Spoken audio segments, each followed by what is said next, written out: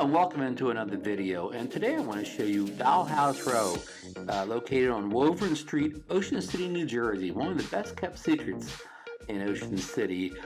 There were 9 original dollhouses that were built in the 1920s, and some of the houses even have names such as Gracie. One of them is called by one of its owners. I won't say the original owner. And these homes are located close to the bay, only about 300 feet away. And it's kind of a quiet, secluded neighborhood. You go down what looks like an alley, but it's a real street. And again, it's really a hidden gem. Sorry about the video. I hit garbage day here. The garbage cans are out, but there's so few good days around. I wanted to get a sunny day, so fortunately that was it. So I hope you enjoy the video, and can look up more information on this online.